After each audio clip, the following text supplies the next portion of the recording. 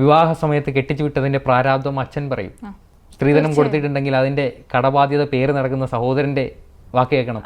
ഇതെല്ലാം കേൾക്കുന്നതിനേക്കാൾ നല്ലത് ആ വീട്ടിൽ ക്ഷമിച്ചും സഹിച്ചുമൊക്കെ നിൽക്കുക. അതിൽ പരിധി വിടുമ്പോഴാണ് ഒരിക്കലും ജീവിക്കാൻ സാധിക്കില്ല എന്നൊരു ബോധ്യത്തിലാണ് ഈ ആത്മഹത്യ ചെയ്യാനൊക്കെ തീരുമാനിക്കുന്നത്.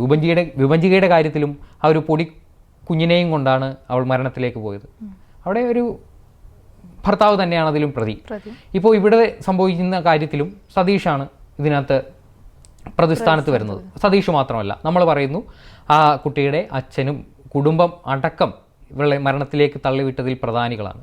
അത് പറയുമ്പോൾ പലരും പറയും ഭർത്താവ് മാത്രമാണ് എന്ന് പറഞ്ഞാൽ അയാൾ അവിടെ നിന്ന് പുറത്തു വരുന്ന വീഡിയോ ദൃശ്യങ്ങൾ കാണുക. അതിൽ നമ്മുടെ ഒളിമ്പ്യൻ അന്തോണി ആദം എന്ന സിനിമയിൽ മീന അവതരിപ്പിക്കുന്ന കഥാപാത്രം വിവാഹശേഷം ഭർത്താവ് ഒരു മാനസിക വിഭ്രാന്തി, ഗ്യാസ് ഒക്കെ വലിച്ചു കയറ്റിക്കൊണ്ടുള്ള മാനസിക വിഭ്രാന്തി കാണിക്കില്ലേ, അതേപോലെയാണ് ഇയാൾ മദ്യപിച്ചതിന് ശേഷം ആ വീട്ടിൽ കാണിച്ചു കൂട്ടുന്നത്. അതൊരിക്കലും ഒരു സ്ത്രീക്ക് സഹിക്കാൻ പറ്റില്ല. 2014 വിവാഹം കഴിഞ്ഞതാണെങ്കിലും അന്നോട്ട് ഇന്നോളം അയാൾ അവിടെ കാണിച്ചു വന്നിരുന്ന ക്രൂരത അത് ഒരുപക്ഷെ പിന്നീടൊരു 11 വർഷം കഴിയുന്നു ആ ഒരു വിവാഹം കഴിഞ്ഞിട്ട്. അപ്പോൾ ഈ നീണ്ട കാലയളവിനിടെ ഭർത്താവിൽ നിന്ന് നേരിട്ട പീഡനങ്ങളുടെ ഒരു ദുരനുഭവം ഒടുവിൽ ഒരിക്കലും ജീവിക്കാൻ സാധിക്കില്ല.